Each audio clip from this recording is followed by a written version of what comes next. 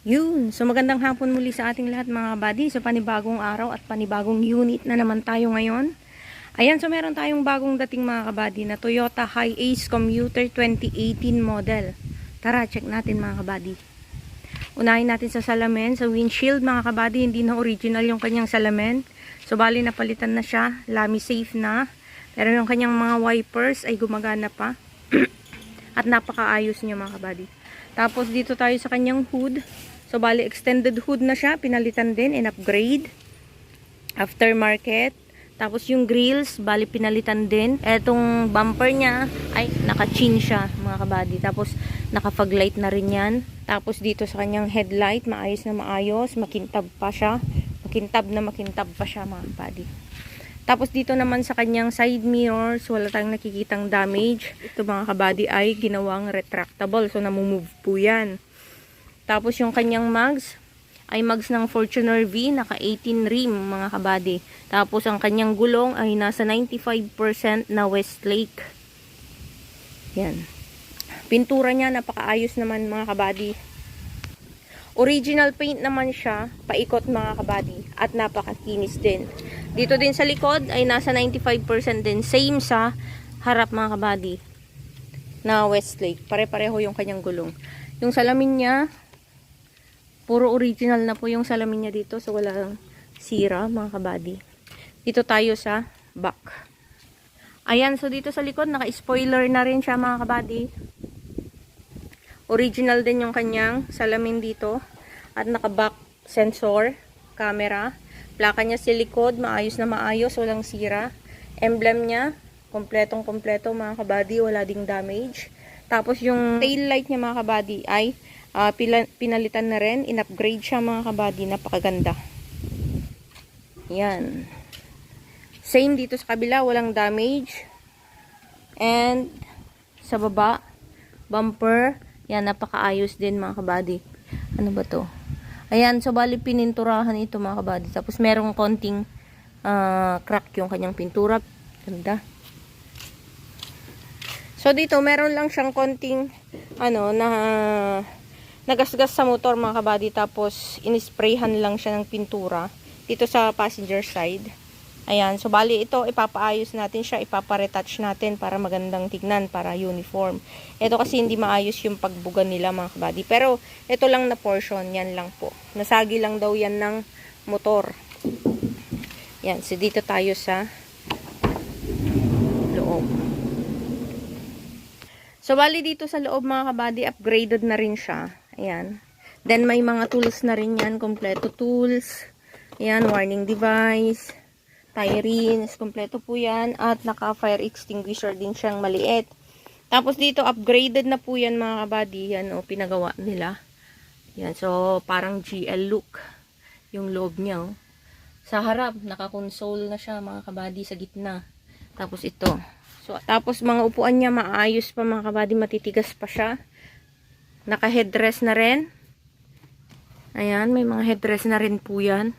Tapos sa ceiling, malinis na malinis din po yan, oh. May mga konting lang, mancha, pero minimal siya. Pero napakaayos pa niya mga kabady, napakalinis. Tapos walang mga tuklap. Napakaganda pa rin sa side. Tignan nyo naman, kinarbon siya mga kabady, kaya safe yung sa armrest. Tapos meron ding mga nilalagay na mga kung ano-anong burloloy doon mga kabady. Ayan, napakaganda ng unit. At naka-speaker din siya. Meron siyang sound setup mga kabady, yun know. Tapos yung kanyang mating. So, yung kanyang mating check natin. Ayan, ito yung kanyang mating mga kabady. At meron din siyang, meron pa rin yung kanyang original na mating. Yan. Meron yung original na mating niya, tapos pinadoblehan nila ng isa pang mating. Ayan, so napakaganda. Ito yung sound setup niya mga kabady, yung speaker niya. Yan, nakalagay dyan. So, hindi na natin tatanggalin yan. Yan, naka-headrest yan mga kabady na napakaganda ng kanyang mga upuan. Walang mga punit. Sara natin. Oh, ganda ng sara ng pintuan. Dito tayo sa harap mga kabady. Yan. Dito naman sa harap, dito sa passenger side,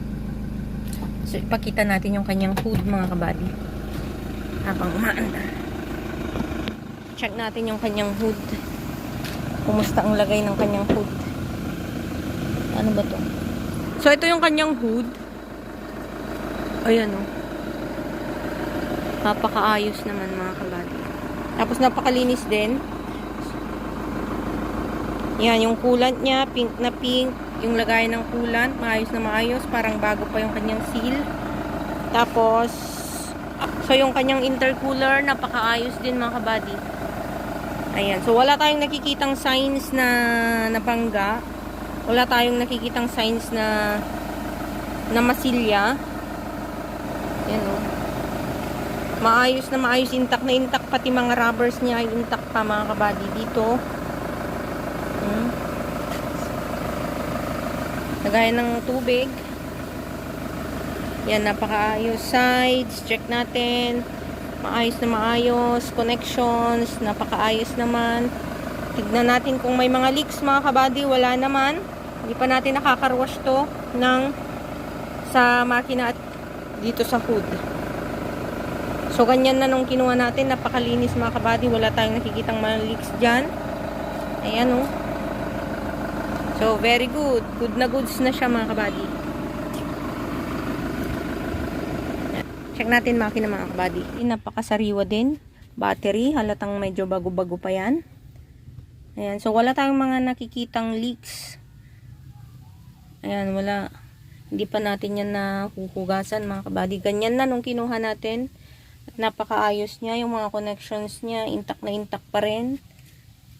Walang signs na may mga nabaklas na, wala. Ayan, oh. Napakatuyo ng kanyang makina. At napakalinis din kahit hindi pa siya nahuhugasan, mga kabady. Yan, cover ng can. Yan.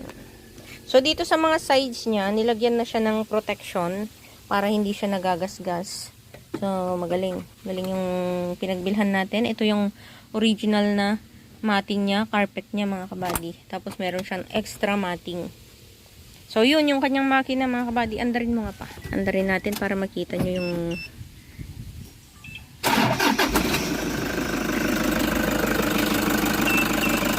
So, yan yung andar ng kanyang makina. Walang ninig yung makina, mga kabady.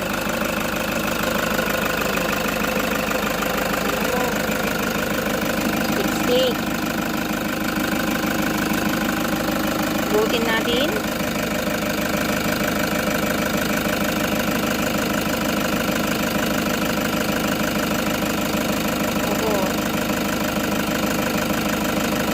Siguro yung makakakuha nito, mga kabady, magche-change oil na lang para sigurado. So, dito pala sa kanyang loob, mga kabady, yan. Kung mapapansin nyo yung mga upuan niya, kung mapapansin nyo, mga kabady, yung upuan niya, kulang. So, bali tinanggal nila yung isang upuan, pero nandito, pinasama ng may-ari, nung pinagbilhan natin. Pinasama din nila, mga kabady. Bali, binawasan nila ng isang upuan, para daw maluwag. Ayaw daw nila ng parang pangbiyahe yung itsura. Para parang special pa rin yung dating niya. Kasi pang pamilya lang naman gamit nito sa kanila, mga kabady. Yan, so tinanggal nila yung isang upuan pero pinasama din nila. Nandito din, mga kabady. So, ibibigay din natin kapag may kukuha dito sa sasakyan na to. Yan. So, dahil naka-turbo timer, mga kabady, kahit nahugot na natin yung susi, ayan, maandar pa rin. Kusa na siyang mamamatay pag naka 4 minutes na siya. So, medyo matagal. Ang gamit niyan pag bumiyahe ka ng malayuan tapos gusto mo nang iwanan yung sasakyan mo na patayin mo na. So, siya na bahala mag-a-adjust. Para hindi mo agad-agad mapapatay yung makina kung kailangan mo nang umalis, mga kabady. Kung kailangan mo nang iwanan yung sasakyan mo. So, yun, mga kabady, baka naghahanap kayo ng ganitong uri ng sasakyan. Ito ay Toyota Hi-Ace Commuter na 2018 model. So, naka-set up na siya, mga kabady. 121,050 ang kanyang tinakbo. 121,000 kilometers na yung kanyang natakbo, mga kabady. Tapos, Original ang kanyang pintura. Yan, so naka-set up na siya. Meron lang konting ipapa-retouch pero ipapaayos na rin natin yun mga kabady. Nakamags na rin siya, tapos 95%. Nasa 95 to 99% yung kanyang gulong na Westlake mga kabady. Yan, so naka-spoiler na rin ito. So baka naghahanap kayo ng ganitong sasakyan mga kabady. Eto meron tayo. Binebenta lang natin ito sa 915,000 mga kabady. Maayos na maayos yung unit. Napakasariwa ng makina. Lahat ng gauge niyan gumagana. And wala na kayong ipapagawa kasi yung konting issue niya ipapaayos na natin. So kung naghahanap kayo ng ganitong sasakyan mga kabady, ilalagay namin yung aming contact number dito sa baba ng ating video para madali nyo po kaming kontakin in case na gusto nyong mag-inquire dito sa unit natin. Yun lang mga kabady, maraming salamat sa panonood. Mag-ingat po kayong lahat. God bless.